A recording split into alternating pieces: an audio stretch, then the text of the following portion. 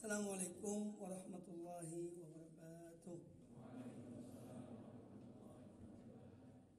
Innal hamdalillah nahmaduhu wa nasta'inuhu wa nastaghfiruh wa na'udzu billahi min shururi anfusina wa min sayyiati a'malina. May yahdihillahu fala mudilla lahu wa man yudlil fala hadiya lahu. Asyhadu an la ilaha illallah wahdahu la syarika lahu وأشهد أن محمدا عبده ورسوله يا أيها الذين آمنوا اتقوا الله حق تقاته ولا تموتن إلا وأنتم مسلمون يا أيها الناس اتقوا ربكم الذي خلقكم من نفس واحدة وخلق منها زوجها وبث منهما رجالا كثيرا ونساء واتقوا الله الذي تساءلون به والأرحام إن الله كان عليكم رقيبا يا أيها الذين آمنوا اتقوا الله وقولوا قولا سديدا يصلح لكم أعمالكم ويغفر لكم ذنوبكم ومن يطع الله ورسوله فقد فاز فوزا عظيما أما بعد فإن أحسن الحديث كتاب الله وخير الهدى هدى محمد صلى الله عليه وآله وسلم وشر الأمور محدثاتها وكل محدثة بدعة وكل بدعة ضلالة وكل ضلالة finnar. Kaum muslimin dan kaum muslimat, ikhwani dan akhwati fillah, pertama-tama marilah kita memanjatkan rasa syukur kita, puja dan puji kita hanya kepada Allah Subhanahu wa taala, yang mana dengan taufik Allah Azza wa Jalla kita dipertemukan di majelis yang mulia ini, dalam majelis ilmu, dan tentu kita berharap majlis ini semoga diberkahi oleh Allah Subhanahu wa taala. Kemudian kami aturkan pula jazakumullah khairan kepada Yayasan Istiqlal atau Masjid Istiqlal yang berada di Tambun. Semoga Allah Subhanahu wa taala senantiasa memberikan taufik, hidayah, inayah kepada semua pengurus, siswa dan asatidzah yang ada di tempat ini, serta semoga Allah senantiasa memberikan pertolongannya serta memberikan kepada kita istiqamah di atas jalan yang hak. Kami secara pribadi sangat bergembira karena pertemuan seorang muslim dan saudaranya seakidah, semanhaj, seiman. Ini adalah di antara nikmat-nikmat Allah Subhanahu wa taala yang patut kita syukuri. Semoga Allah pertemukan kita tidak hanya di dunia, tapi semoga Allah mengumpulkan kita dengan rahmat dan karunia-Nya di surga Allah Subhanahu wa taala di yaumil qiyamah kelak. Amin ya rabbal alamin. Pembahasan kita pada kesempatan yang baik ini tentang mawani'ul hidayah. Itu bahasa Arabnya. Dalam bahasa Indonesia yaitu pencegah atau penghalang-penghalang hidayah. Ketahuilah bahwasanya al-hidayah ini adalah merupakan nikmat dari Allah Subhanahu wa taala. Al-hidayah minnatun min Allah Subhanahu wa taala liman yasha'u min ibadihi. Hidayah itu adalah satu karunia. Karunia Allah yang Allah anugerahkan kepada hamba-hambanya yang menjadi pilihan Allah. Tidak semua dari hamba-hamba Allah berikan hidayah pada mereka. Nah, oleh karena itu sudah seyogyanya ya kita bersyukur pada Allah Subhanahu wa taala. Karena kita lahir dari kedua orang tua yang muslim, sehingga kita kemudian tercatat sebagai seorang muslim. Atau mungkin ada yang dia dari golongan yang lain, kemudian Allah beri hidayah memeluk Islam. Maka ini satu nikmat yang besar dari Allah Subhanahu wa taala. Falillahil hamdu awwalan wa akhiran. Maka segala puji hanya milik Allah, dari yang pertama sampai yang terakhir. Semua pujian itu hanya milik Allah Subhanahu wa taala. Nah, tentang hidayah ini merupakan rahmat, karunia dan nikmat dari Allah Azza wa Jalla. Allah berfirman dalam surat Al-Baqarah ayat 272. Laisa 'alaika hudahum walakinna Allah yahdi man yasha. Ya, laisa 'alaika hudahum. Engkau tidak mempunyai kekuasaan wahai Muhammad untuk memberikan petunjuk pada mereka. Akan tetapi Allah dialah yang memberikan petunjuk kepada siapa yang dikehendakinya. Jadi hidayah betul-betul dari Allah Subhanahu wa ta'ala. Karunia dari Allah Subhanahu wa ta'ala. Dan hidayah itu yang perlu juga dipahami, ada dua macam hidayah. Hidayah yang pertama berupa keterangan, penjelasan, pengarahan, ya. Namanya hidayatul bayan wa hidayatul bayan wal irsyad. Jadi hidayah berupa petunjuk, berupa keterangan, penjelasan, arahan. Yang mana hidayah ini kalau boleh dikatakan lebih cenderung kepada teori. Ya. Keterangan halal haram, baik buruk, ya. Ini tauhid, ini syirik, ini sunnah, ini bid'ah, ya. Ini ilmu, ini kejahilan. Ini adalah berupa keterangan. Yang pertama kali menyampaikannya adalah para rasul. Allah mengutus para rasulnya untuk menyeru manusia, untuk menegakkan hujjah pada mereka, kepada kaum-kaum mereka, umat-umat mereka, agar mereka mau beriman kepada Allah dan kepada para rasulnya, serta misi yang dibawa oleh para rasul tersebut. Nah, di antara mereka ada yang mendapat petunjuk, ada yang tidak. Tetapi keterangan itu sudah disampaikan oleh para rasul. Kemudian juga yang menyampaikan risalah atau hidayah berupa keterangan ini juga para ulama. Sebagaimana Rasulullah SAW bersabda, al-ulama'u warathatul anbiya. Para ulama itu pewaris para nabi. Maka mereka menyampaikan risalah Allah. Mereka menjelaskan pada umat. Demikian pula para du'at ila Allah, para penyeru yang menyeru manusia kepada Allah Subhanahu wa ta'ala. Para asatid, para dai, para mubaligh. Ini mereka hanya menyampaikan yaitu hidayatul bayan. Berupa keterangan dari ayat-ayat Allah, dari hadis-hadis Nabi sallallahu alaihi wasallam. Ini hidayah yang pertama. Hidayah yang kedua yaitu hidayatut taufiq. Hidayah berupa taufik, yang mana hidayah taufik ini hanya milik Allah Subhanahu wa ta'ala. Allah berikan hidayah ini kepada siapa yang dikehendakinya. Apa hidayah taufik itu? Hidayah taufik itu adalah sesuatu yang Allah masukkan dalam hati seorang hamba, yang menggerakkan dia untuk beriman kepada Allah, beriman pada Rasulnya, kemudian untuk melaksanakan keterangan yang disampaikan. Nah, jadi hidayah taufik itu hanya hak Allah Subhanahu wa ta'ala. Allah memberi hidayah kepada siapa yang Allah kehendaki, dalam arti memberikan taufik kepada hamba itu.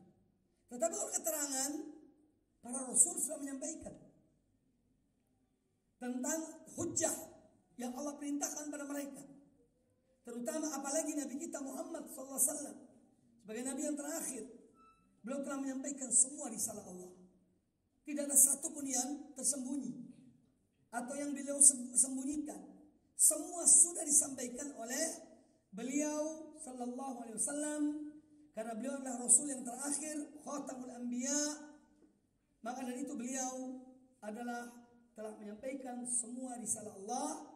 Demikian pula para nabi sebelumnya telah memberitahukan kepada umat-umat mereka akan munculnya, akan diutusnya seorang Rasul yang terakhir, yang bernama Ahmad. Orang yang terpuji, orang yang mulia. Nah, Hidayatul taufik ini hanya dari Allah Subhanahu wa taala. Di dalam Al-Qur'anul Karim surat Hud ayat yang ke-88 Allah Subhanahu wa taala berfirman, ya, kata Nabi Shu'aib alaihissalam, hari ini surat Hud berceritakan tentang Nabiullah Shu'aib alaihissalam ketika beliau menyampaikan risalah kepada umatnya.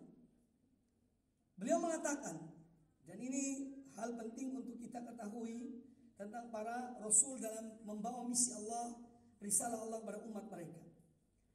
Di dalam surat Hud ayat ke-88 Allah berfirman menceritakan ucapan Nabiullah Shu'aib alaihissalam. Ya, kata beliau, "Wa ma uridu an ukhalifakum ila ma anhaakum anhu." Dan aku tidak menghendaki untuk menyelisihi apa yang aku larang kalian dari mengerjakannya. Artinya seorang rasul memberi contoh kepada pengikutnya. Ya. Kemudian kata beliau, "In uridu illal islah." Aku tidak lain menghendaki kepada kalian adalah untuk memperbaiki. Ya. In uridu illa al-islah. Mastata'tu, semampu aku. Maka sifat seorang dai itu yang menyeru kepada Allah, dan ini dicontohkan oleh para nabi, hendaknya betul-betul iradatul islah. Ketika dia menyeru manusia kepada agama Allah, tujuannya adalah untuk memperbaiki hamba-hamba Allah itu. Islah, mengislah akidah mereka, memperbaiki akidah mereka, memperbaiki moral mereka, memperbaiki muamalah mereka sesuai dengan ketentuan Allah dan Rasulnya. In uridu illa al-islah mastata'tu. Ini artinya apa? Bahwa mereka berdakwah secara maksimal. Seorang dai yang menyeru pada Allah harus maksimal. Seorang pendidik yang mendidik anak murid harus maksimal. Tidak boleh setengah-setengah. Ya. Seorang guru yang baik, yang dia itu maksimal dalam mendidik anaknya, anak murid yang ada didiknya. Nah, para anbiya pun demikian. Mereka menyeru pada Allah dan semampu mereka. Nabiullah Nuh alaihissalam, beliau mengatakan, "Da'utuhum lailan wa nahara." Ya Allah, aku telah mengajak kaumku di siang hari dan di malam hari, dan terang-terangan dan sembunyi-sembunyi. Semua kekuatan yang beliau miliki sudah beliau kerahkan. Waktu, pikiran. Ya. Ini sifat orang yang betul-betul ingin islah. Ya. In uridu illal islah mastata'tu. Kemudian setelah beliau menyebutkan tidak lain yang aku inginkan kecuali memperbaiki, dan aku berbuat secara maksimal, ya, atau optimal, lalu kata beliau, "Wa ma taufiqi illa billah." Ini menunjukkan bahwa manusia itu lemah. Bagaimanapun dia memiliki keahlian, kepintaran, apalah yang dimilikinya, tapi semua harus memohon taufik dari Allah Subhanahu wa taala. Allah yang memberikan taufik kepada seorang hamba. Maka seyogianya seorang dai yang menyeru kepada Allah Ta'ala, selain dia maksimal dalam berdakwah, dalam mengajar umat kepada kebaikan, hendaknya juga dia selalu mohon pada Allah Ta'ala. Mohon kekuatan, mohon taufik, mohon petunjuk, mohon thabat, ketetapan. Ya. Wa ma taufiqi illa billah. Kalau semua ini sudah dilakukan, apa berikutnya? Alaihi tawakkaltu wa ilaihi unib. Hanya kepada Allah aku bertawakal. Sudah ingin untuk perbaiki dan sudah berbuat maksimal. Sudah mohon pertolongan dari Allah Ta'ala. Selebihnya serahkan pada Allah. Ya. Alaihi tawakkaltu wa ilaihi unib. Dan toh juga akan kembali kepada Allah Subhanahu wa Ta'ala. Ini konsep. Salah satu ayat yang mengajarkan kita konsep. Bagaimana kita itu di dalam mendidik, dalam membina, dalam mengajak, menyuruh umat kepada al-haq. Maka tidak ada para nabi yang mereka itu bersantai dalam dakwah mereka, berleha-leha, ya. Coba cari sejarah para nabi. Ada nggak kira-kira nabi santai gitu? Tidak ada. Tapi mereka berjuang dengan ucapan dan perbuatan. Mereka berdakwah menyuruh pada kaumnya. Inilah orang-orang yang ingin al-islah, ingin memperbaiki. Maka hidayah, taufik hanya dari Allah Subhanahu wa ta'ala. Taufik hanya dari Allah Subhanahu wa ta'ala. Allah berikan hidayah kepada siapa yang Allah kehendaki, dan Allah menghalanginya dari siapa yang Allah menghendaki. Yang Allah kehendaki. Jadi hidayah ada dua macam. Ada hidayah al-bayan wal irsyad, berupa keterangan, penjelasan, pengarahan. Itu hujjah namanya. Kemudian yang kedua, ada hidayah berupa taufik. Kalau yang pertama bisa dilakukan oleh para dai, para muballigh, para ulama, para ustadz. Sedangkan yang kedua tidak lain kecuali hanya Allah Subhanahu wa ta'ala. An-Nabi alaihissalam, paman beliau yang namanya Abu Thalib, itu paham betul bahwa agama keponakannya Rasulullah SAW, Muhammad bin Abdullah SAW, adalah agama yang hak. Tidak ada keraguan sedikit. Tahu Abu Thalib? Tapi beliau sampai akhir hidupnya masuk Islam apa enggak? Tidak. Hidayah bayan sudah sampai kepada beliau, tapi taufik di tangan Allah Subhanahu wa ta'ala. Ya. Jadi taufik hanya milik Allah. Dia yang memberikan pada siapa yang dikehendakinya. Sebaliknya, Salman Al-Farisi radhiyallahu anhu, seorang yang berpindah-pindah agama dari Majusi ke Yahudi, dari Yahudi ke Nasrani. Dia mencari kebenaran. Dia membaca kitab-kitab dahulu. Dan dia mengetahui bahwa ada seorang Rasul yang akan diutus oleh Allah Subhanahu wa ta'ala. Sampai datangnya Rasulullah SAW, beliau mengetahui cirinya seorang Rasul itu benar. Di antara ciri Rasul yang terakhir ini, dia tidak menerima sedekah, tapi dia menerima hadiah. Bertahun-tahun Salman Al-Farisi mencari petunjuk ini, dan Allah berikan pada beliau. Ketika Rasulullah SAW datang ke kota Madinah, didatangi oleh Salman. Diberikan sedekah, ini sedekah untukmu. Kata Nabi SAW, aku tidak menerima sedekah. Hari berikutnya datang dan membawa hadiah, ini hadiah untukmu. Beliau menerima hadiah. Kemudian Salman yakni beriman kepada Rasulullah SAW. Jadi hidayah betul-betul di tangan Allah Subhanahu wa ta'ala. Dan inilah yang kita memohon pada Allah, dua macam hidayah ini. Tidak hanya satu. Tidak hanya hidayatul bayan, keterangan, atau taufik, tapi dua-duanya. Dan ini yang disebutkan dalam Al-Quranul Karim, yang kita membaca setiap hari dalam setiap rakaat salat kita. Ihdinas siratal mustaqim. Tunjukilah kepada kepada kami jalan yang lurus. Ini mencakup dua hidayah itu. Hidayah yang menjelaskan tentang jalan yang lurus berupa ilmu yang bermanfaat, dan hidayah berupa taufik agar seorang betul-betul mengikuti jalan tersebut. Jalan yang lurus itu. Dengan dia beramal, dengan dia berbuat. Jadi ihdinas siratal mustaqim ini adalah mencakup dua macam hidayah. Seorang hamba mohon pada Allah Ta'ala agar Allah berikan kepadanya dua-duanya. Hidayatul bayan, dan berupa ilmu yang bermanfaat, dan dia belajar, menuntut ilmu, mendatangi majelis ilmu, membaca kitab-kitab para ulama, mempelajari agama Allah ini, kemudian dia amalkan dalam kehidupannya. Maka apabila seorang melakukan hal ini, berarti dia mendapatkan hidayah dari Allah Ta'ala dengan dua macam hidayah tersebut. Karena hidayatul bayan juga amat penting. Bagaimana seorang bisa berbuat sesuatu kalau dia tidak punya ilmu? Baik, ikhwani fillah rahimani wa rahimakumullah. Kemudian hidayah ini Sebagaimana saya katakan tadi bahwa dia merupakan rahmat dari Allah Subhanahu wa taala. Allah Azza wa Jalla berfirman, Allah Subhanahu wa taala berfirman dalam surat Al-Baqarah ayat 105 bahwa hidayah itu Allah berikan pada siapa yang Allah kehendaki. Dan Allah khususkan pada orang-orang yang dikehendakinya. Wallahu yahtassu birahmatihi man yasha. Dan Allah mengkhususkan rahmatnya kepada siapa yang dikehendakinya.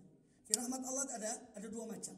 Ada rahmat secara umum yang Allah berikan pada semua manusia, semua hamba-hambanya, bahkan pada binatang diberikan oleh Allah Ta'ala. Itu nikmat rahmat secara umum. Tapi ada yang khusus yang Allah berikan hanya kepada orang-orang yang beriman, hanya kepada hamba-hamba pilihannya. Ya. Ini Allah berikan rahmat, ya Allah khususkan suatu rahmat kepada siapa yang dikehendakinya. Wallahu dzul fadlil azim, dan Allah dia yang memiliki keutamaan yang besar. Nah, tentang hidayah ini, ketika seorang mendapat hidayah dan dia memeluk Islam dan dia mengikuti al-haq dan kebenaran, maka ini salah satu tanda. Ini pertanda Allah mencintai hamba itu. Maka bersyukurlah. Kalau seorang dia itu hatinya cenderung kepada taufik, yakni kepada hidayah, kemudian dia amalkan, maka ini pertanda bahwa Allah mencintai hamba itu. Sebagaimana ketika seorang menuntut ilmu, pertanda Allah menghendaki kebaikan bagi orang itu. Man yuridillahu bi khairan yufaqihu fid din. Kata Nabi alaihissalam, hadis sahih riwayat Imam Bukhari dari Muawiyah bin Abi Sufyan radhiyallahu anhuma, man yuridillahu bihi khairan yufaqihu fid din. Pada siapa yang Allah menghendaki kebaikan baginya, Allah pahamkan dia tentang agama. Artinya dia belajar.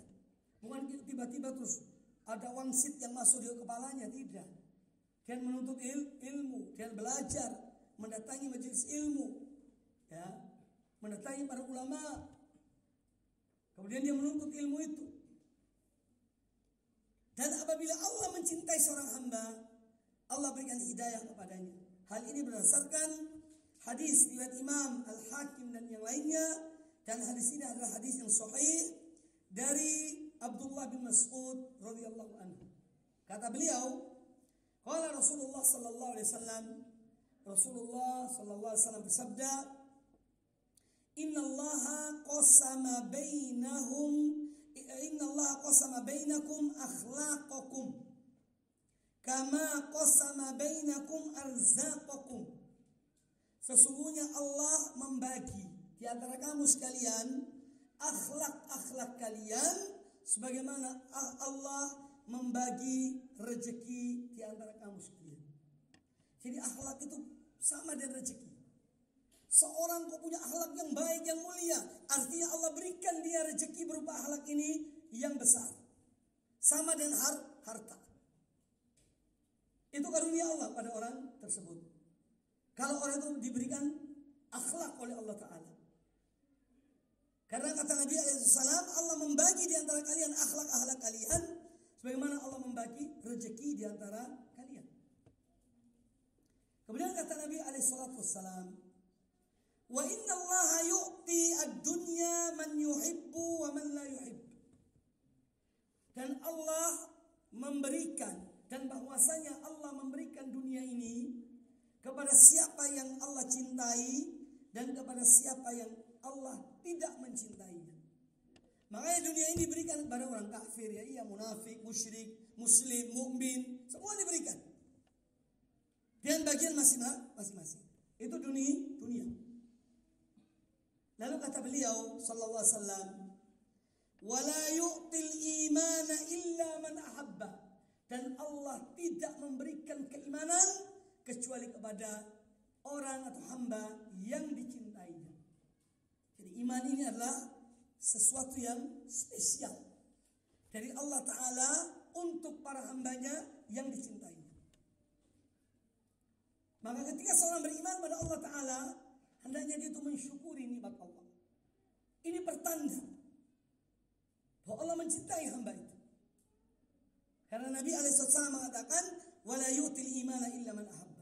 Dan Allah tidak memberikan iman itu kecuali siapa yang Allah cinta, yang Allah cintai. Adapun dunia diberikan kepada siapa saja. Makanya kita tidak perlu terlalu tergiur dengan apa yang Allah berikan pada orang-orang yang bukan muslim. Ya. Allah berfirman dalam surah Ali Imran, akhir-akhir ayat Ali Imran, la yaghurrannakum taqallubul ladzina kafaru fil bilad. Mata'un qalilun thumma ma'wahum jahannam wa bi'sal mihad. La yaghurrannakum taqallubul ladzina kafaru fil bilad. Jangan kamu terperdaya dengan yakni pergerakan perniagaan orang-orang yang tidak beriman di dalam negeri-negeri itu. La yaghurrannakum taqallubul ladzina kafaru fil bilad. Mata'un qalil. Itu hanya nikmat yang sedikit. Thumma ma'wahum jahannam. Kemudian tempat kembali mereka di neraka jahannam. Wa bi'sal mihad, dan neraka jahannam seburuk-buruknya tempat tinggal, tempat kembali. Seorang mukmin dia selalu bersyukur. Allah berikan banyak dia bersyukur, Allah berikan sedikit dia pun bersyukur kepada Allah Subhanahu wa taala. Baik.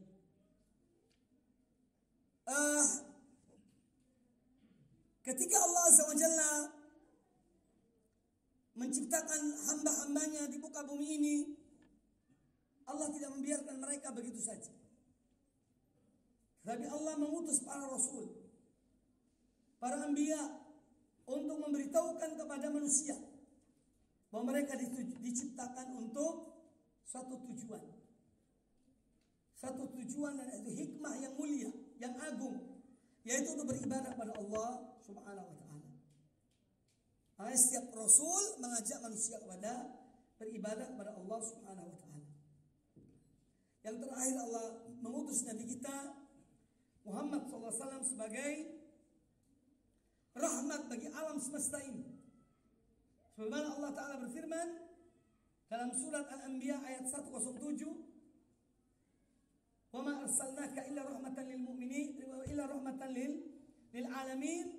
Dan tidaklah kami mengutus engkau Muhammad kecuali atau melainkan sebagai rahmat bagi alam semesta ini. Kemudian kata Nabi alaihissalam dalam hadis sahih riwayat Imam At-Tabrani dan yang lainnya, kata Nabi alaihissalam, "Ana rahmatul muhdah. Ya ayuhan nas, innama ana rahmatul muhdah." Wahai sekalian manusia, sesungguhnya aku ini tidak lain melainkan hanyalah rahmat yang dihadiahkan kepada kalian. Jadi Ar-Rasul SAW rahmat bagi seluruh umat manusia.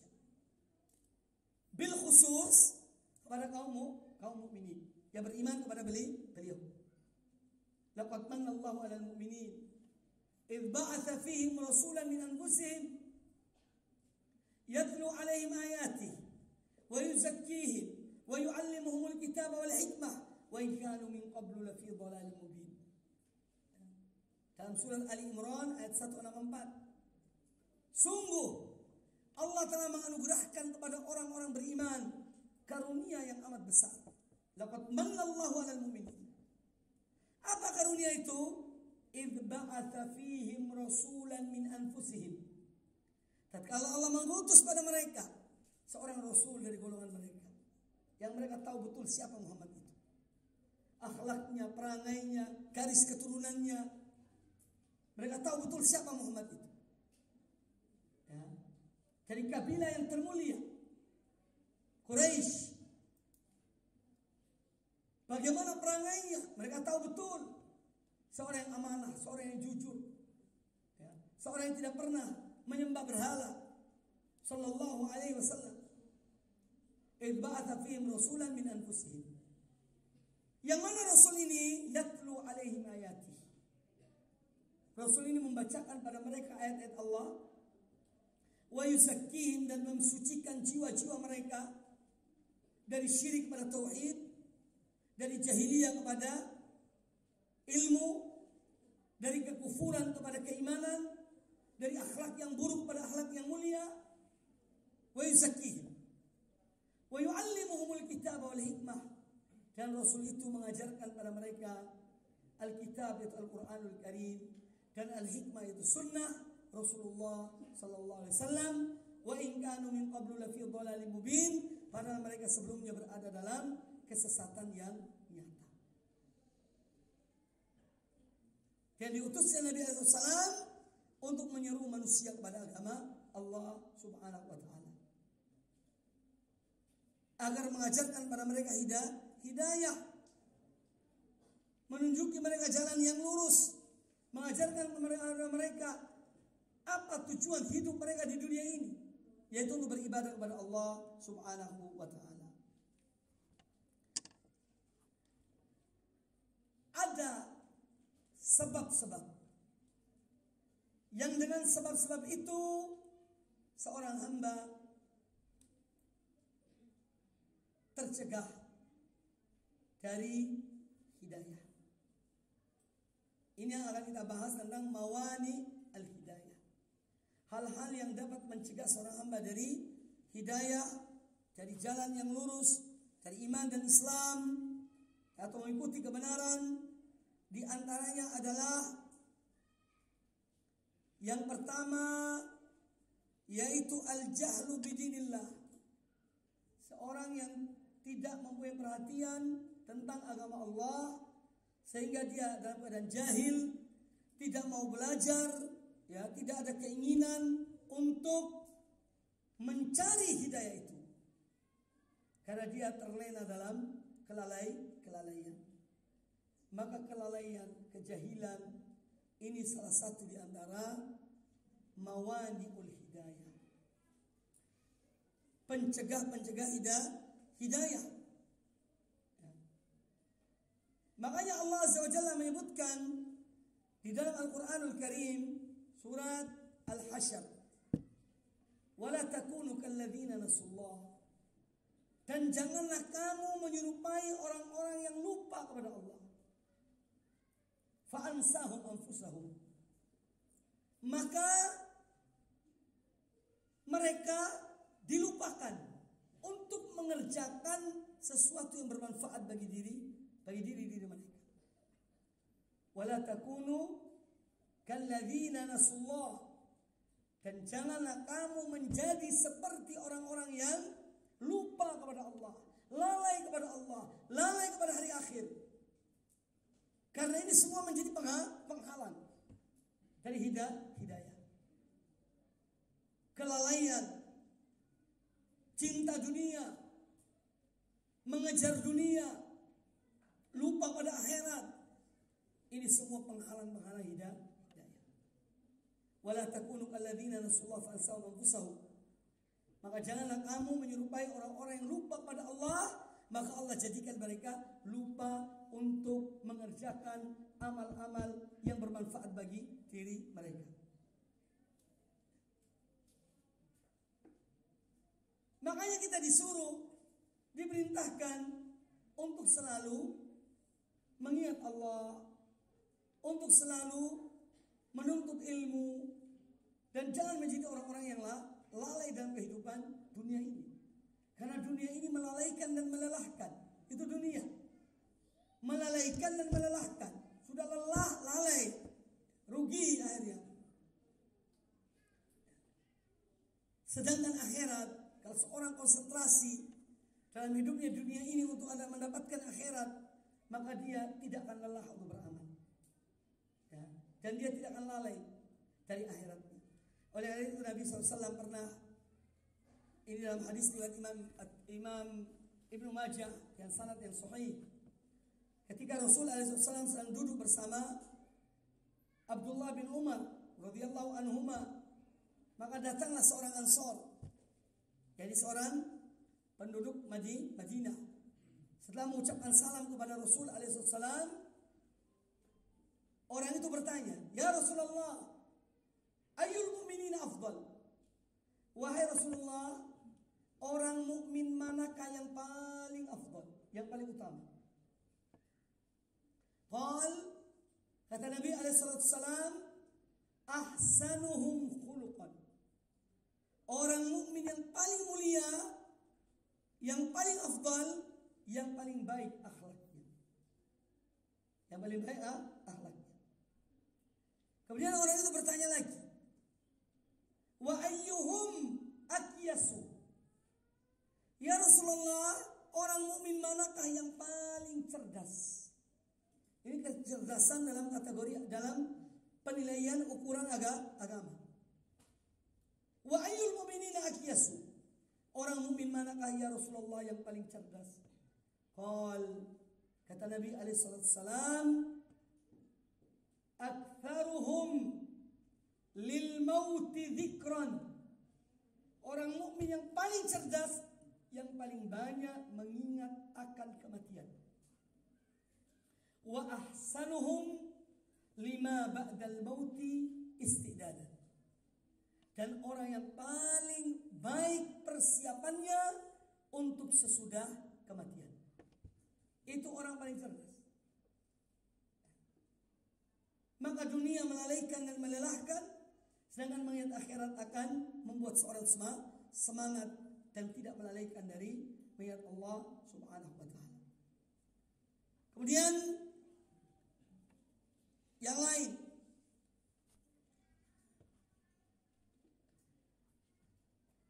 min mawani'il hidayah, di antara hal-hal yang mencegah seseorang dari hidayah Allah Subhanahu wa taala adalah al-kibru wat takabbur wal istikbar.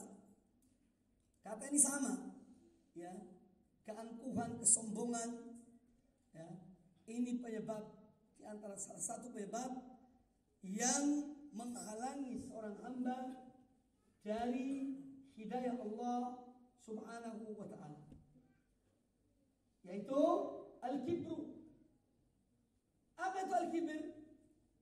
Al-kibru batarul haqqi wa ghamtun nas. Kibir itu adalah menolak kebenaran. Setelah dia tahu bahwa itu benar, tapi karena dia mengikuti hawa nafsunya, dia menolak kebenaran itu. Dan merendahkan orang lain. Merendahkan manusia. Menganggap remeh. Dan dua sifat ini yang pertama muncul pada iblis. Ya. Ketika Allah Ta'ala memerintahkan iblis, iblis tidak usah dibilang beliau. Ketika Allah memerintahkan kepada iblis untuk sujud kepada Adam, aba wastakbar, dia enggan dan dia sombong. Wa kana minal kafirin, yang pada akhirnya dia menjadi, ya, golongan yang kafir kepada Allah Subhanahu wa taala. Jadi kibir ini sifat iblis. Sombong dan angkuh. Ya. Karena kesombongan itu dia menolak kebenaran. Apa kebenaran yang ditolak oleh iblis? Itu perintah Allah. Dia tahu betul Allah memerintahkan untuk sujud kepada Adam, tapi dia menolak. Ya. Dia mengetahui kebenaran karena dia tahu betul yang memerintahkannya untuk sujud kepada Adam adalah Allah Subhanahu wa taala. Dia menolak kebenaran itu. Kemudian yang kedua, wa ghamtun nas, meremehkan manusia. Bukankah iblis bertanya kepada Allah Ta'ala, a'asjudu lima khalaqta tina? Apakah aku sujud kepada makhluk yang kau ciptakan dengan tanah? Ini apa artinya? Merendahkan. Khalaqtani min nar wa khalaqtahu min tin. Engkau ciptakan aku dari api dan aku ciptakan dia dari tanah. Masa aku yang tercipta dari api sujud kepada yang tercipta dari tanah? Ini karena merendahkan. Maka ikhwani fillah rahimakumullah, sifat kibir ini sifat yang dibenci. Dibenci oleh Allah dan dibenci oleh manusia. Ya, dibenci oleh Allah, dibenci oleh manusia. Tidak ada manusia yang normal yang cinta kepada orang-orang yang sombong. Ada enggak kira-kira? Tidak ada. Kalau ada berarti sakit orang itu. Karena sifat ini jelek. Sebaliknya sifat yang dibawa yang berlawanan dengan kibir, tawadhu, rendah hati, ini dicintai oleh Allah dan dicintai oleh manusia. Maka sifat kibir ini salah satu di antara penghalang dari menerima kebenaran.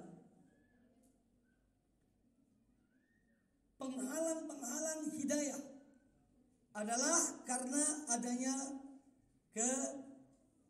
kesombongan dalam diri seseorang. Dia mengetahui kebenaran, tapi dia tidak mau. Bahkan kadang-kadang mungkin ada, ini mungkin saja terjadi. Seorang murid tidak mau terima, seorang guru tidak mau menerima dari muridnya. Padahal muridnya menyampaikan yang hak. Karena dia merasa dirinya lebih tinggi. Masa aku guru kok menerima dari kamu?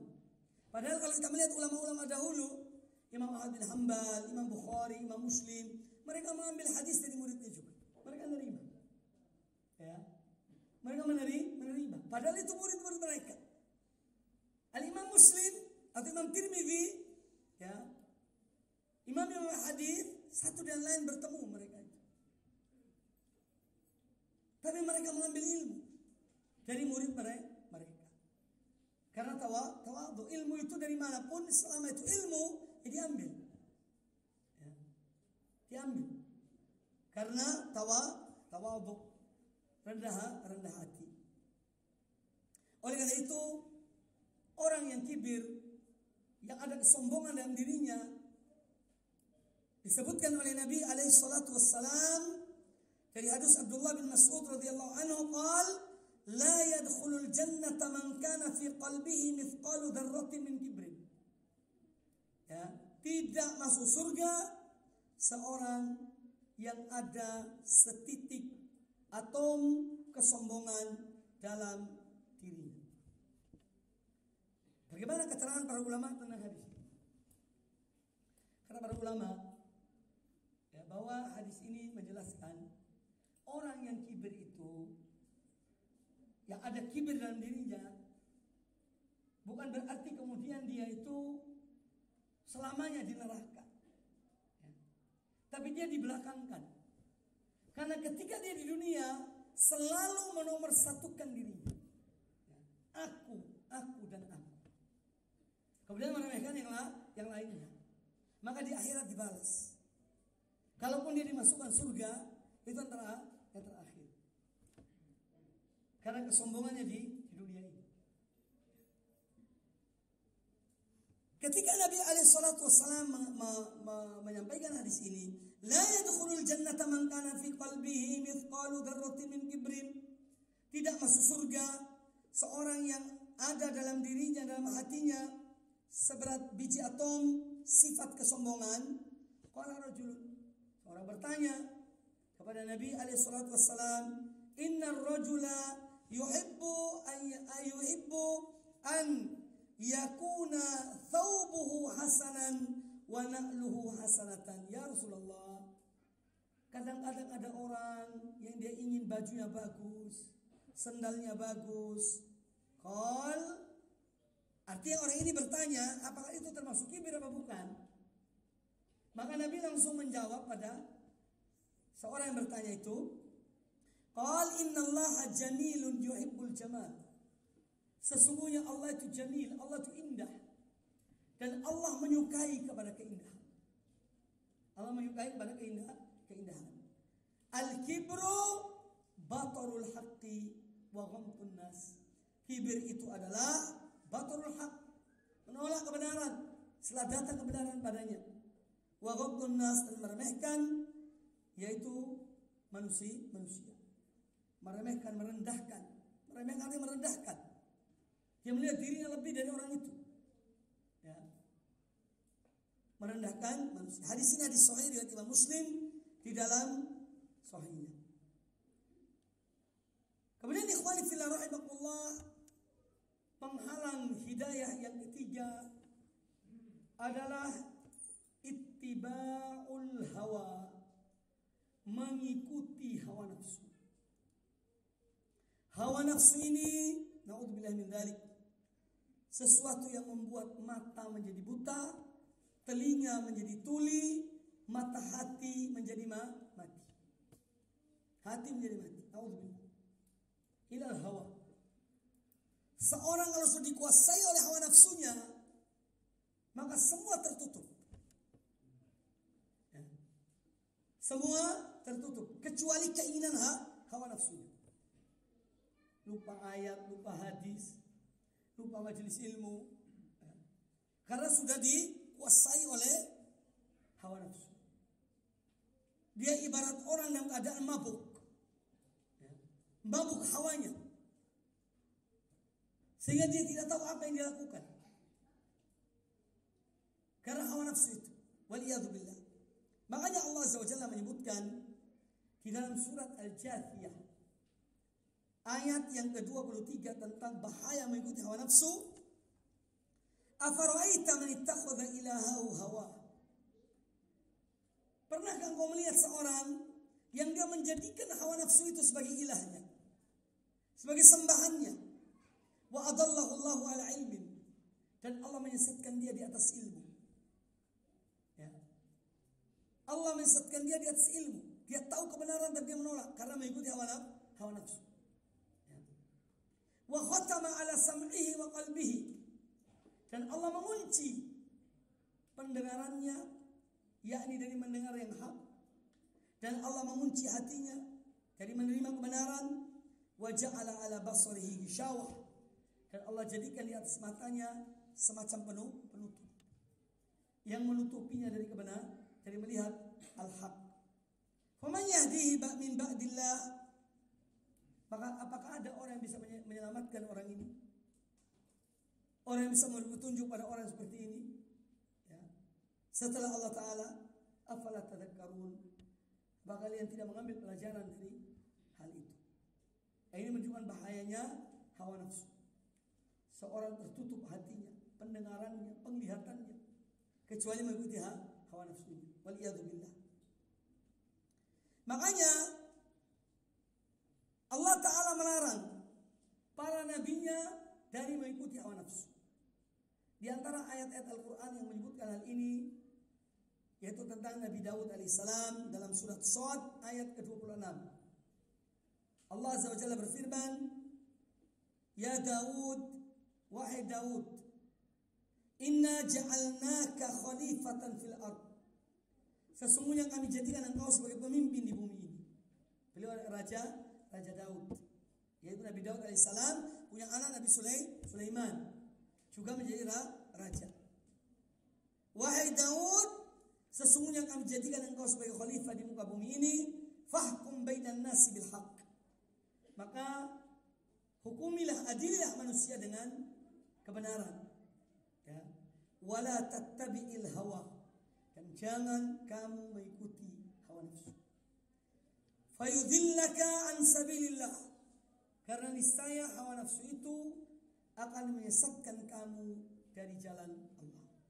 Kemudian kepada Nabi kita Muhammad SAW dalam surah Asy-Syura ayat yang ke-15, Allah Ta'ala berfirman, Falidzalika fad'u, yakni kepada tauhid, kepada iman pada Allah, hendaknya kamu menyeru mereka. Ya. Wastaqim kama umirta, dan istiqomahlah engkau sebagaimana engkau diperintahkan. Wala tattabi' ahwa'ahum, dan jangan kamu mengikuti hawa nafsu mereka. Banyak ayat-ayat Al-Quran tentang hawa nafsu. Kata Abdullah bin Abbas radhiyallahu anhu, tidak ada satu ayat pun dalam Al-Quranul Karim menyebut tentang hawa nafsu, melainkan itu mencela hawa nafsu itu. Semua ayat berkaitan dengan hawa nafsu, semua itu Allah mencela hawa nafsu itu. Tidak ada yang memuji hawa nafsu, karena memang hawa nafsu berbahaya. Seorang kalau sudah dikuasai hawa nafsu, ibarat orang yang terkena sihir oleh hawa nafsu itu. Ya. Seperti orang terkena sihir. Dia tidak tahu apa yang dia lakukan. Intinya memenuhi hawa nafsunya. Waliyadzubillah. Makanya Rasul alaihissalam Di antara doa yang diajarkan kepada kita yaitu supaya kita berlindung pada Allah Ta'ala dari hawa nafsu. Hadis riwayat Imam At-Tirmidzi, hadis sahih. Di antara doa Nabi alaihi salam adalah Allahumma inni a'udzubika min munkaratil akhlaq. Ya Allah, aku mohon perlindungan kepada Engkau dari akhlak yang munkar, perangai yang buruk, perangai yang jelek, wal a'mal, demikian pula dari amal-amal perbuatan yang munkar, amal perbuatan yang jelek, wal ahwa, dan dari hawa nafsu yang munkar, yang buruk, yang menyesatkan manusia. Ini di antara doa Rasulullah sallallahu alaihi wasallam. Sebab yang keempat, di antara sebab-sebab yang menghalangi seorang dari hidayah Allah Subhanahu wa taala adalah salah satu penyakit hati yang berat dan amat berat, yaitu hasad dan dengki. Hasad dan dengki. Kedengkian itu pun akan menolak seseorang dari menerima petunjuk Allah Ta'ala. Ini pun ada pada iblis. Dia hasad pada Adam alaihissalam. Adam dimasukkan surga. Dia diusir keluar dari surga. Dilaknat oleh Allah Ta'ala. Ya, maka dia mohon pada Allah, ya Allah, ya, aku akan andirni, tangguhkanlah aku. Ini minta umur panjang sampai hari kiamat. Ya. Jadi iblis itu tidak mati. Ya hanya iblis ini. Jangan dikira semua syaitan tidak mati. Yang meminta ditangguhkan hidupnya sampai hari kiamat adalah iblis. Ya ini yang dilaknat oleh Allah Ta'ala ini. Untuk apa? Untuk menyesatkan manusia. Menyesatkan anak-anak. Salah satu sebab adalah karena hasadnya. Karena dengkinya.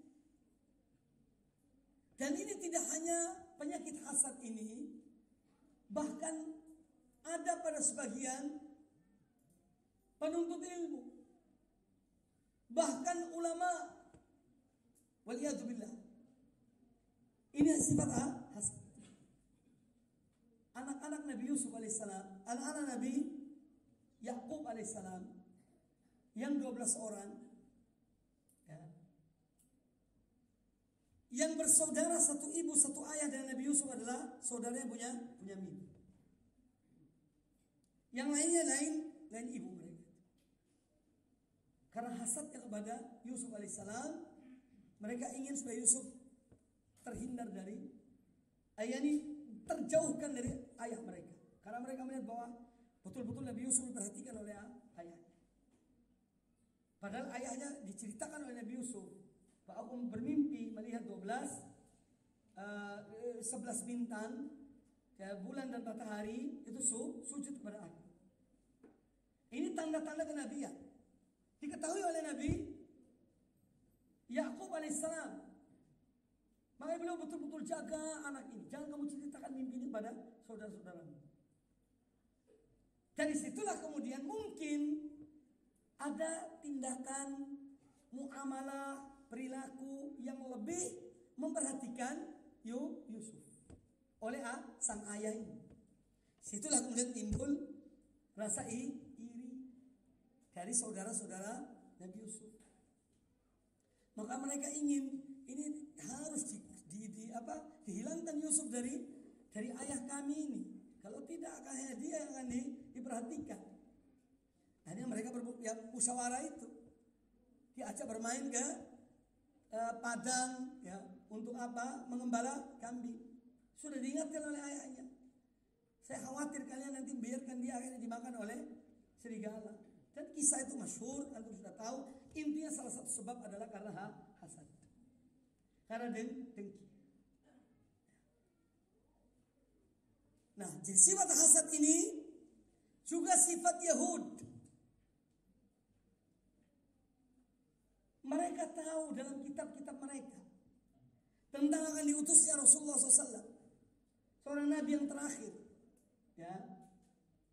Wa mubasysyiran bi rasulin ya'ti min ba'di ismuhu Ahmad. Bagaimana Nabi Isa mengatakan demikian? Dan aku diutus oleh Allah Ta'ala untuk memberikan berita gembira tentang akan diutusnya seorang Rasul sesudah aku yang namanya Ahmad. Nah, mereka Yahudi Bani Israel itu tidak menyangka bahwa Nabi yang terakhir ini bukan dari golongan mereka. Mereka mengira bahwa Rasul yang terakhir ini juga dari golongan mereka. Maka kemudian setelah Nabi alaihissalam diutus, mereka pun merasa hasad dan dengki. Karena hasad dan dengki itulah kemudian mereka menghalangi manusia dari beriman kepada Allah dan Rasulnya, Nabi terakhir sallallahu alaihi wasallam. Allah sebutkan Al-Quranul Karim surat Al-Baqarah ayat 109, wadda katsirun min ahlil kitab, sebagian besar ahlul kitab menginginkan, ya, lau yaruddunakum min ba'di imanikum kuffaran, seandainya kamu dikeluarkan, dikembalikan kepada kekufuran setelah kalian beriman. Karena apa? Hasadan min indi anfusihim, karena kedengkian, karena hasad yang timbul dari diri mereka, ya. Min ba'di ma tabayyana lahumul haq, setelah jelas bagi mereka akan kebenaran itu, fa'fu wasfahu hatta ya'ti Allah bi amri, maka maafkan dan bersikap pemaaflah engkau kalian, hatta ya'ti Allah bi amri, sehingga Allah datang dengan perintahnya dan urusannya. Innallaha ala kulli syai'in qadir, sungguh Allah Maha Kuasa atas segala sesuatu. Nah, ini pun kita melihat bahwa dengan jelas Allah menyebutkan orang-orang Yahud itu ingin mengeluarkan kaum mukminin kepada kekufuran karena hasad mereka. Ya. Maka jangan sampai kita membiarkan sifat ini, naudzubillahi min dzalik, ada dalam diri kita. Wallah al-hasud la yasud. Itu pepatah Arab mengatakan demikian. Al-hasudu la yasudu. Orang yang hasad itu tidak akan berbahagia. Ya. Karena dia hasad. Apa sih hasad itu? Hasad itu bertingkat-tingkat.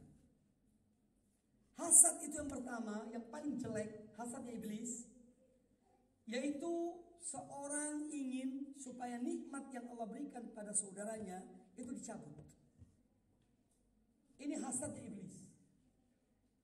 Sehingga dia berbuat apapun supaya nikmat ini terhapus, hilang dari orang yang diberikan nikmat tersebut. Ini hasad yang paling jelek. Hasadnya iblis. Yang kedua, ada hasad di bawah itu. Seorang dia benci terhadap nikmat yang Allah berikan pada saudaranya, tetapi dia tidak berbuat sesuatu. Hanya mungkin ada ucapan-ucapan. Seorang tetangganya beli mobil Zen, bagus ya. Dia hasad sebetulnya. Oh, saudara saya beli yang lebih mahal dari ini. Itu hasad sebetulnya. Iya, hasad. Walaupun dia tidak berbuat apa-apa, cuma kadang-kadang ada ucapan yang menunjukkan bahwa orang ini hasad. Dia tidak merusak mobil itu, ya. Tapi dia mengatakan sesuatu yang menunjukkan dia lebih dari yang satunya itu. Ya, saudara saya beli, paman saya beli 2 kali harga mobil yang kamu beli. Oh, ini tidak usah dijawab orang kayak gitu ya. Kalau kalian jumpai orang kayak gitu, oh masya Allah, barakallah fiik, gitu aja. Iya, semoga berkah. Tidak ada gunanya ini karena menunjukkan hasad. Yang ketiga, seorang yang tidak senang dengan apa yang Allah berikan pada saudaranya, tetapi dia tidak bertindak sesuatu. Dia menahan dirinya. Ini mending. Ya. Dia tidak mencela, dia tidak menunjukkan dia juga tidak mendoakan, tidak juga mencela. Tapi dia diam. Oh masya Allah, paling gitu aja, diam. Kemudian ada yang hasad ini yang disebut dengan ghibthah. Atau dia mendoakan. Ya, ketika dia melihat seorang yang diberikan nikmat oleh Allah Ta'ala, maka dia bersyukur. Ya, alhamdulillah, masya Allah, mobil kamu ini bagus, semoga bermanfaat, ya, semoga dijaga, dilindungi oleh Allah Subhanahu Wa Ta'ala, semoga hartamu semakin yakni diberkahi oleh Allah Ta'ala. Ini orang yang mukmin. Walaupun sebetulnya dia tidak salah, tapi dia berupaya untuk melawan hasad, melawan kedengkian itu. Ini tentang tingkatan hasad. Adapun istilah hasad ini yang juga digunakan oleh hadis Nabi SAW, tapi sebetulnya maknanya adalah ghibtah, ya. Yaitu ketika seorang melihat seseorang memiliki satu kelebihan dari amal-amal soleh, amal kebaikan, dia ingin seperti orang itu. Ini namanya ghibtah. Dia melihat ada orang kaya, masya Allah orang ini ya kaya tapi dermawan, baik, tidak pelit. Maka dia kemudian ingin, ya Allah seandainya aku ini punya harta, aku pun ingin seperti orang ini. Ini namanya ghibtah. Seorang melihat temannya sering sholat malam, tahajud, rajin, kemudian dia itu iri. Tapi irinya bukan untuk kejelekan, dia ingin seperti orang itu. Ini namanya ghibtatun. Al-ghibtah namanya. Ghain ba ta ta. Al-ghibtah. Ini sifat yang baik. Seorang melihat kelebihan orang lain, dia ingin seperti itu. Dalam hal kebaikan. Jadi itu tingkatan hasad. Dan Nabi SAW telah memberitahukan kepada kita tentang akan munculnya hasad ini pada umat ini. Dalam hadis yang derajatnya hasan, baik, riwayat Imam Ahmad bin Hanbal, juga Imam Tirmidzi, kata Nabi SAW, dabba ilaikum da'ul umami qablakum. Sungguh telah merambat, ya. Dabba itu sekarang yang menyebar, ya. Telah merambat da'ul umami qablakum. Di tengah-tengah kalian, telah merambat di tengah-tengah kalian penyakit umat-umat sebelum kalian. Lalu beliau menyebutkan al-hasad, dengki, al-baghdha, benci, kebencian, wal baghdha hiyal haliqah. Dan kebencian kepada seorang muslim tanpa sebab tahu-taunya benci. Kadang-kadang itu penyakit. Dan ini disebutkan oleh Nabi SAW, penyakit umat-umat terdahulu. Orang ini tidak punya kesalahan, tidak pernah menyakiti dia, tapi tiba-tiba timbul kebencian dalam dirinya kepada orang tersebut. Na'udzubillah. Ini penyakit. Ya. Harus dihilangkan, harus dilawan, tidak boleh dipelihara. Telah menyebar pada kalian penyakit umat-umat terdahulu, yaitu al-hasad dan al-baghdha, kedengkian dan kebencian. Wal baghdha yal haliqatu, dan al-baghdha itulah yang memangkas. Haliqatud din la haliqatus sya'ar. Kata Nabi SAW, memangkas agama, bukan memangkas rambut, tapi memangkas agama. Walladzi nafsu Muhammadin biyadihi, demi zat yang jiwa Muhammad berada di tangannya, la tu'minu hatta tahabu. Tidak sempurna iman kalian sehingga kalian saling mencintai satu dengan yang lainnya. Afala unabbiukum bi syai'in idza fa'altumuhu tahabbtum. Maukah kalian aku tunjukkan pada kalian suatu amal, apabila kalian kerjakan maka kalian akan saling cinta satu dengan yang lainnya. Afshus salama bainakum. Tebarkanlah salam di antara kamu sekalian. Maka tebarkan salam ini perintah dari Nabi SAW. Ini adalah obat untuk menghilangkan hasad dan kebencian. Kalau ada seorang timbul dalam dirinya hasad pada saudaranya, kebencian pada saudaranya, ketika bertemu Anda duluan salam. Assalamualaikum. Tanya keadaannya baik. Jadi dilawan sifat itu. Jangan dibiarkan. Jangan memelihara bangkai dalam hati. Kadang-kadang hati ini tempatnya mutiara, tempatnya permata yang mahal, tapi kadang-kadang hati ini menjadi bejana sebagai tempat pengumpul penyakit-penyakit yang berbahaya. Na'udzubillah. Kenapa terjadi penyakit fisik? Salah satu sebab karena penyakit hati. Orang kalau hasad itu ya, na'udzubillah, kolesterolnya naik, darahnya tinggi, ya. Lihat tetangganya beli mobil, tuh, kalau kok beli lagi mobil. Iya, hati-hati loh. Mau hidup nyaman, jangan dengki.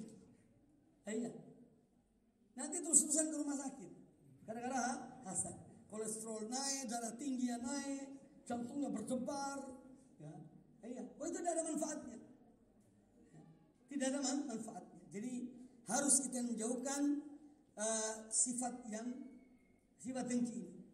Kemudian juga Allah menurunkan satu surah dalam Al-Quranul Karim untuk berlindung pada Allah dari orang-orang yang hasad. Yaitu surat Qul a'udzu birabbil falaq min syarri ma khalaq wa min syarri ghasiqin idza waqab wa min syarri naffatsati fil 'uqad wa min syarri hasidin idza hasad. Kita berlindung pada Allah dari orang yang hasud kalau dia hasad. Kemudian yang kelima, di antara sebab-sebab yang menyebabkan seorang terhalang dari hidayah adalah fanatisme, ta'assub terhadap apa yang diterimanya dari nenek moyangnya, dari ayah-ayah dan kakek-kakeknya. Padahal itu batil, tidak benar, tapi dia fanatik.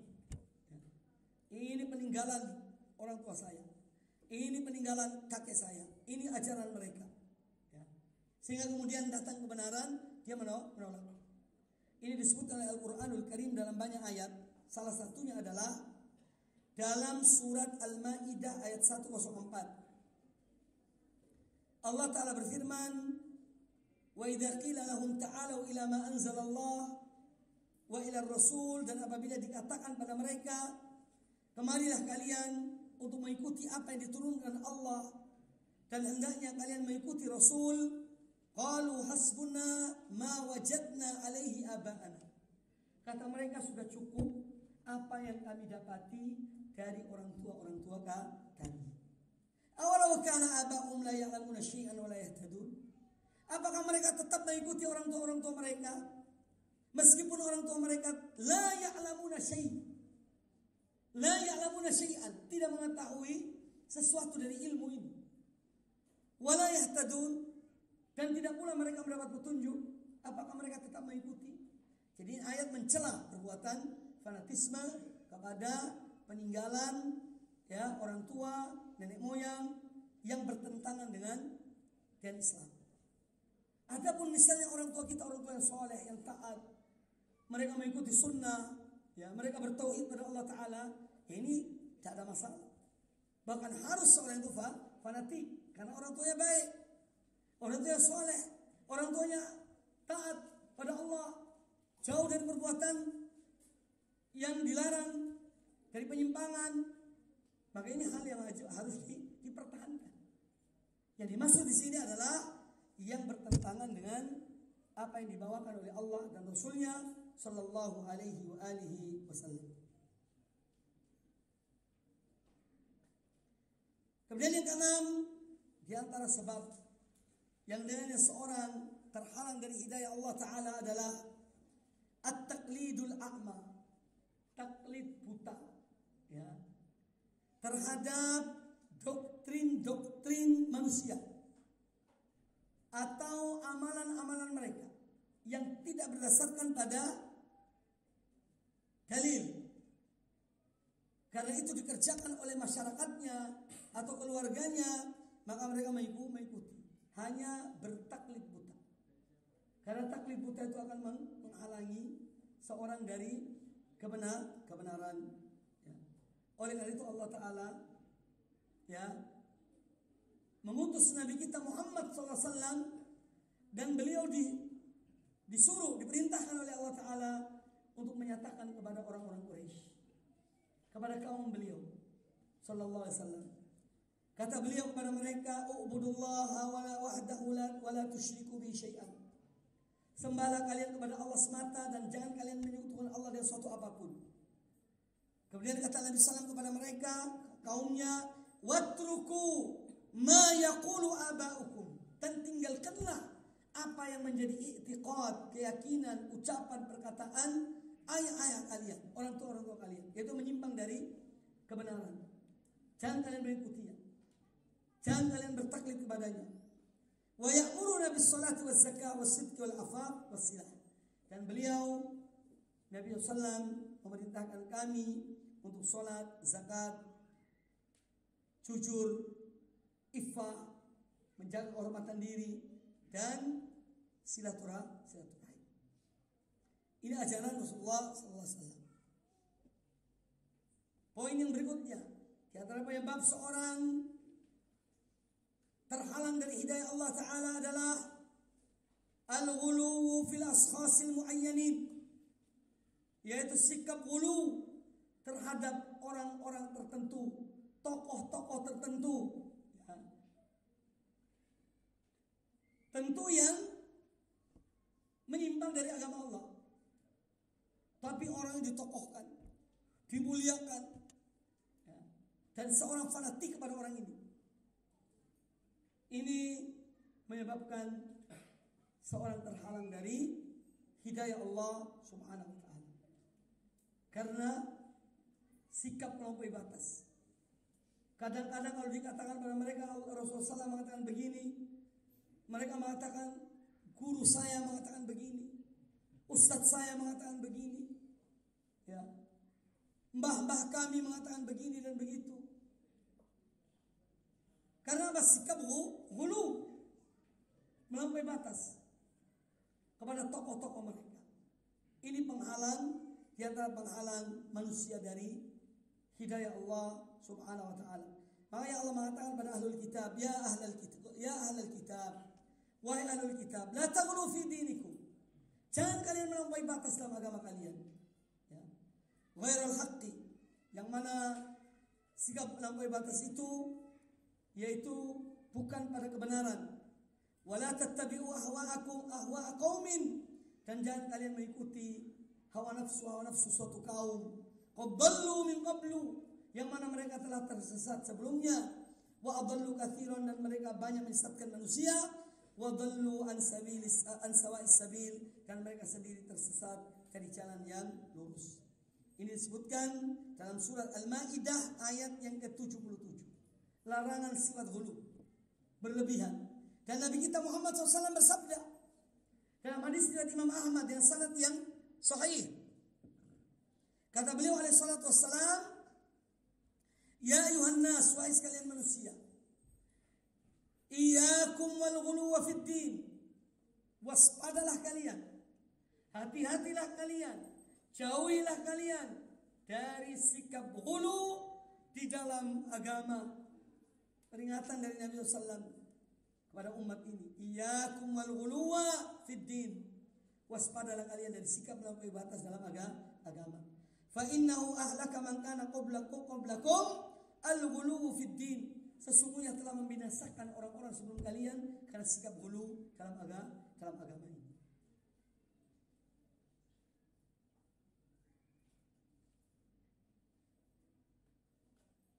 Penghalang yang lain, satu lagi ya, sebanyak ini, tapi waktunya udah habis.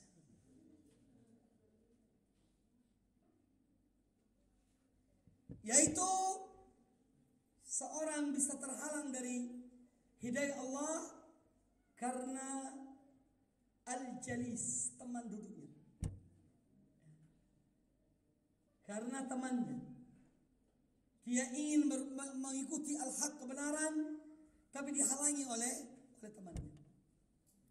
Maka di sini pentingnya seorang mencari teman yang baik, yang mengajak kepada kebenaran, yang mengingatkan di saat seorang lupa, mengingatkan seorang di saat dia lalai, mengatakan salah di saat dia berbuat salah, mengatakan benar di saat berbuat benar. Jangan teman yang terserah bapak, terserah antum, jangan. Tapi orang yang mengatakan yang hak kepada kita.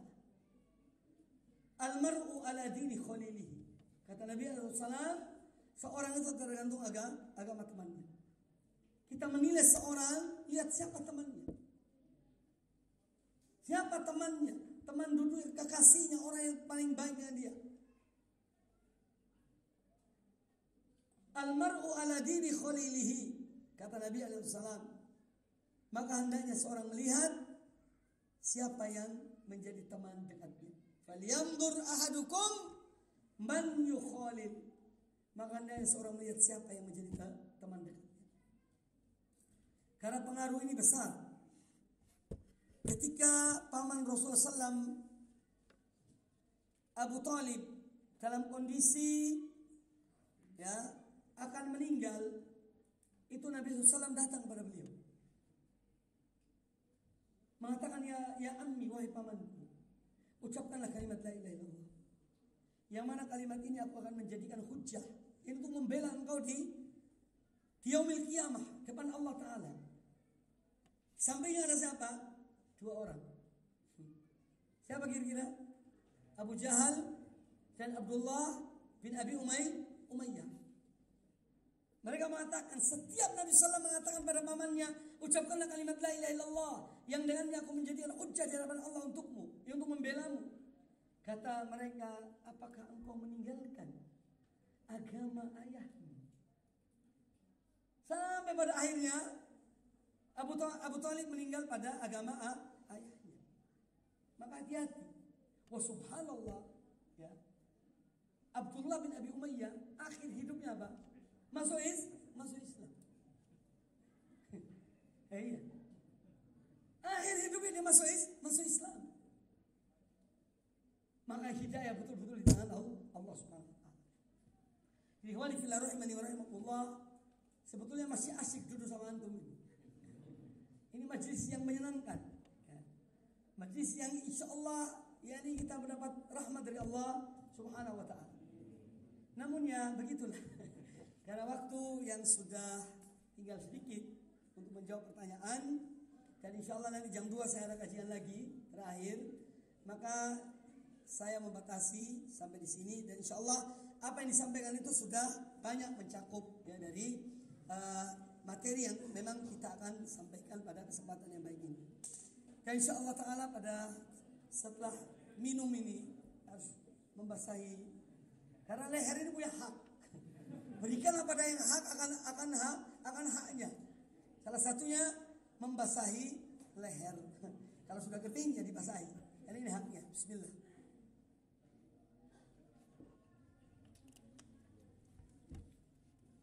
Baik, di sini ada sejumlah pertanyaan yang masuk. Orang yang pandai bertanya itu yang singkat, padat, to the point. Karena apa? Karena as-su'al nisful jawab.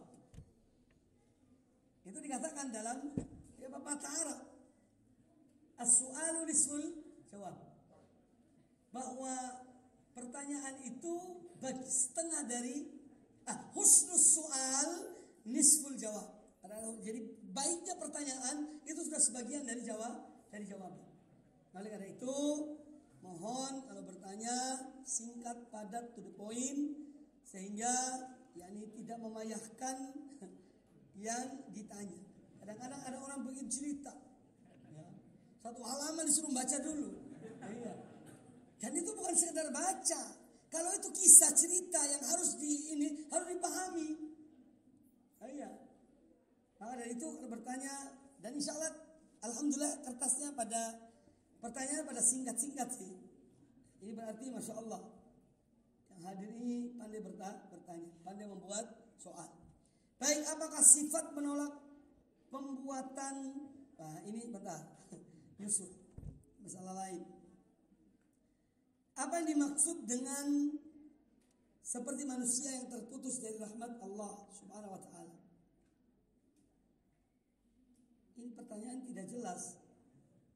Seperti manusia yang terputus dari rahmat Allah.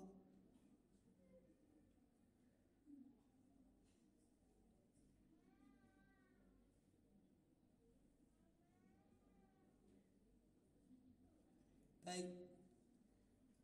Bagaimana cara menjawab syubhat?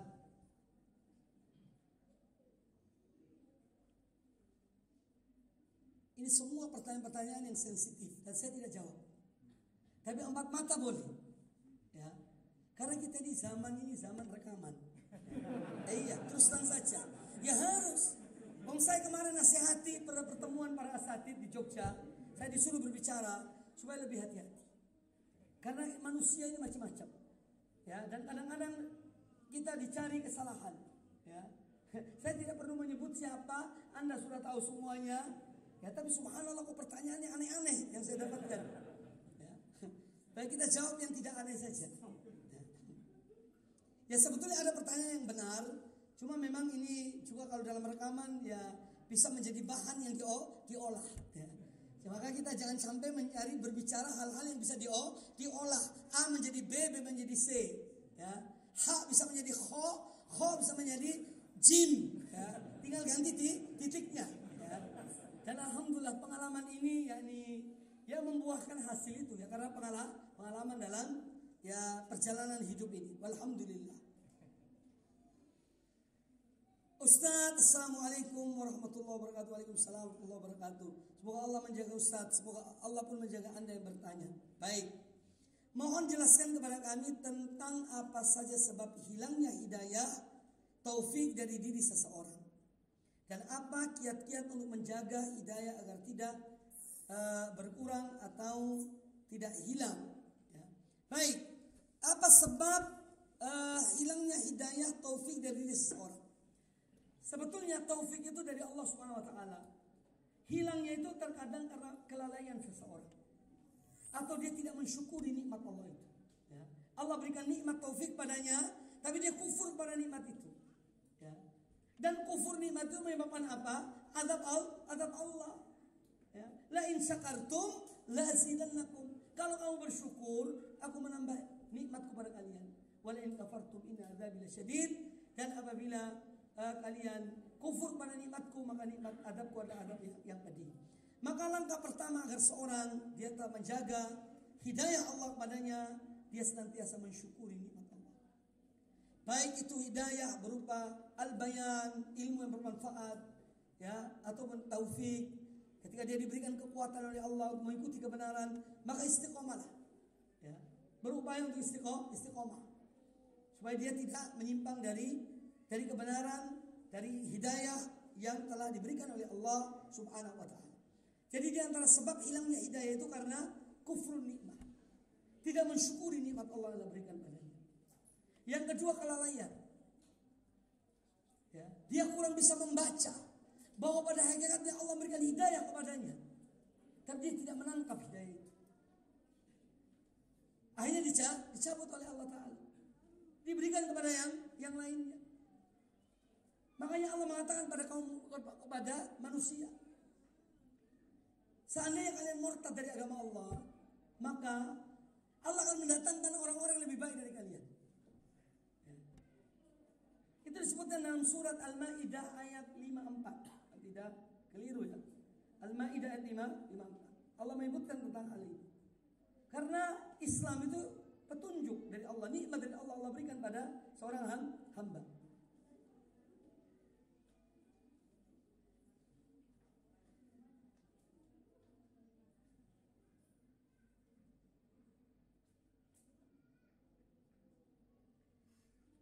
Surat Al-Maidah ayat 54. Allah berfirman, "Ya ayyuhalladzina amanu," wahai orang-orang yang beriman. Ini ayat ini diarahkan kepada orang yang beriman. Man yartadda minkum, barang siapa di antara kalian yang murtad, yang setelah dia dapat hidayah dari Allah Ta'ala, kemudian dia keluar, ya, murtad dari agama Allah, ya. Man yartadda minkum an dinihi fasawfa ya'tillahu biqaumin, maka Allah akan datangkan satu kaum yuhibbuhum wa yuhibbunahu, yang mana Allah mencintai mereka dan mereka mencintai Allah. Azillatin 'alal mu'minin, a'izzatin 'alal kafirin, yang mereka adalah orang-orang yang rendah hati kepada kaum mukminin dan mereka bersikap yakni a'izzah, merasa diri mereka mulia atas orang-orang kafir.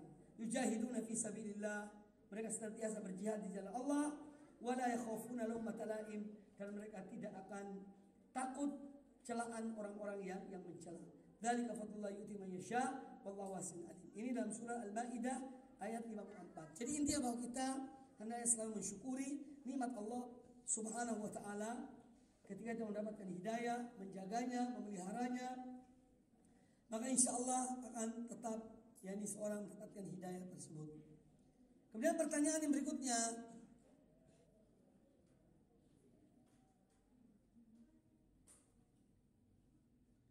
ini juga pertanyaan tentang masalah yang banyak terjadi di masyarakat kita, yaitu tentang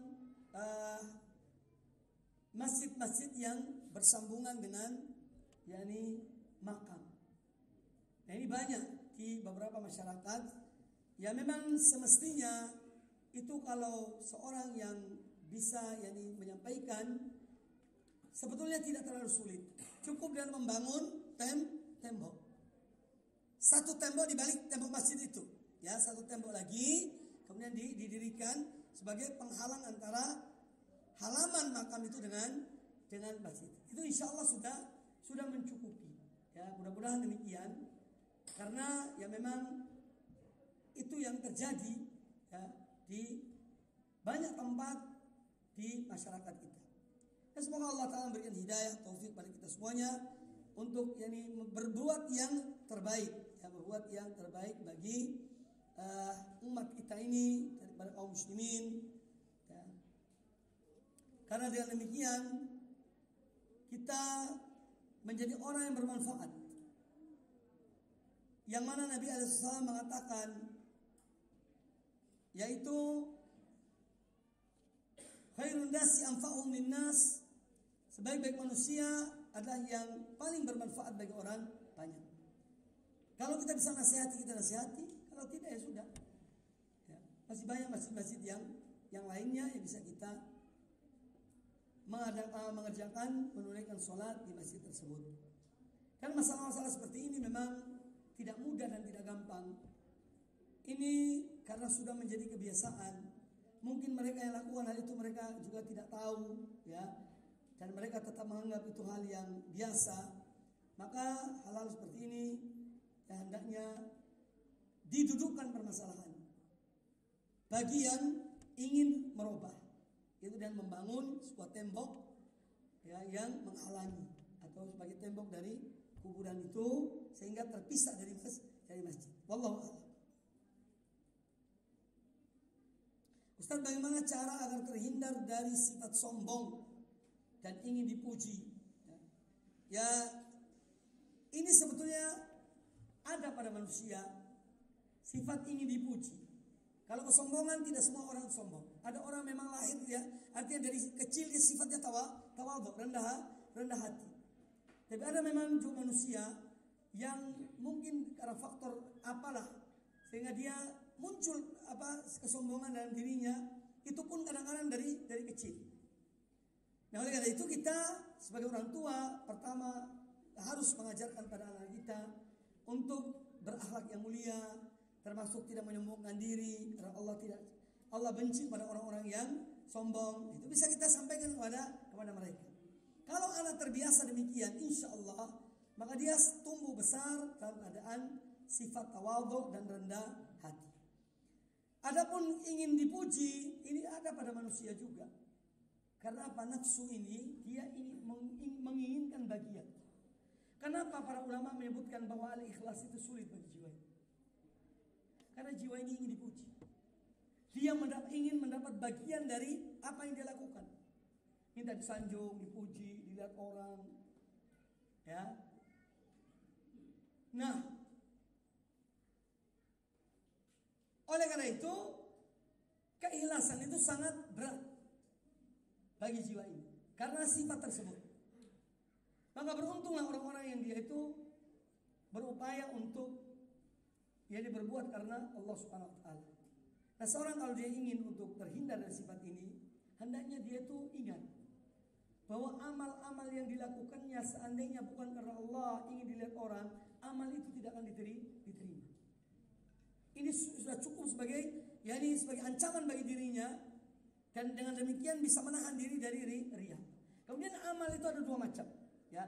Ada amal-amal ibadah yang kita tidak mungkin menyembunyikan diri dari amal itu. Contoh sholat berjamaah, datang ke majelis ilmu, apa bisa nutup ini? Orang tidak kenal siapa yang di samping kita, tidak bisa.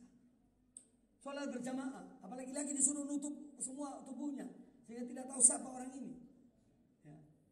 Tidak bisa. Nah, dalam amalan-amalan yang memang harus ditampakkan karena tidak mungkin bersembunyi, kita harus melawan hawa nafsu itu. Kalau ada rasa ingin dipuji oleh manusia, harus dilawan. Kemudian yang kedua, ada amalan yang bisa disembunyikan. Sholat malam, tahajud, sedekah yang bersifat sukarela. Sedapat mungkin seorang bisa menyembunyikannya, sembunyikannya. Iya. Jadi amalan ada dua macam. Ada amalan-amalan yang memang tidak bisa disembunyikan. Seorang ngajinya Masya Allah bagus suaranya. Kemudian dia mengatakan, aku tidak mau jadi imam karena aku takut riya. Ya tidak benar orang itu. Ya.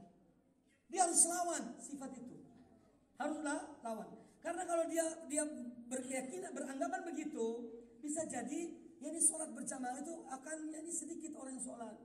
Tapi kalau sholat yang orangnya imamnya baca yang Masya Allah, itu mempunyai daya tarik tersendiri. Orang banyak sholat di masjid. Nah, orang seperti ini tidak boleh takut riya. Anak tidak mau jadi imam. Karena apa? Yaitu suara anak tuh orang muji-muji, ya. Nah, haruslah lawan. Tidak boleh dibiarkan. Dan dia tetap harus menjadi imam. Karena maslahatnya ini lebih besar untuk umum dari maslahat pribadi. Ya. Maslahat pribadinya dia takut riya. Itu pribadi.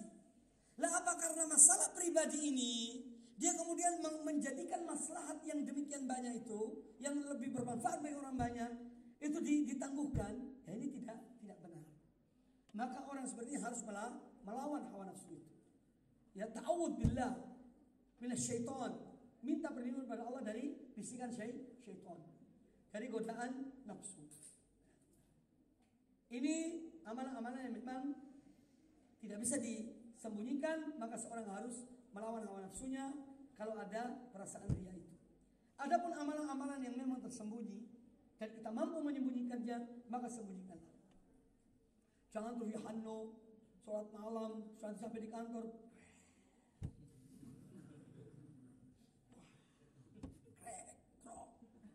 Terus ditanya sama temannya, kenapa sih kamu kok ngantuk? Iya, semalam aku sholat tahajud. Wah, apa gunanya? Ya. Tutup sudah. Jangan bikin tingkah-tingkah yang membuat orang bertanya. Dan kadang-kadang memang begitu. Ya, naudzubillah min dzalik. Ya. Nanti malam ada sholat tahajud diimami oleh fulan. Untuk apa diumumkan? Kadang-kadang ada begitu. Ya, maka setiap amal yang bisa kita sembunyikan. Ini salah satu hal untuk salah satu upaya untuk menghindarkan dari perbuatan dari riya. Kemudian mohon pada Allah Ta'ala keikhlasan. Minta pada Allah Ta'ala, ya Allah berikan aku keikhlasan. Ya Allah jadikanlah aku termasuk hamba-hambamu yang mukhlis. Mohon pada Allah Ta'ala. Ya. Dan demikian insya Allah ya sedapat mungkin seorang berupaya untuk menghindarkan dirinya dari sifat riya tersebut. Cukup ya?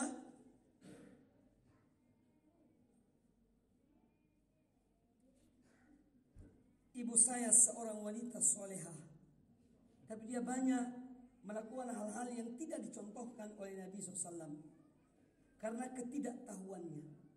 Ya. Pertanyaannya, apakah ibu saya terusir dari telaga dan tidak bisa minum air Al-Kautsar? Ini tugas seorang anak. Ya.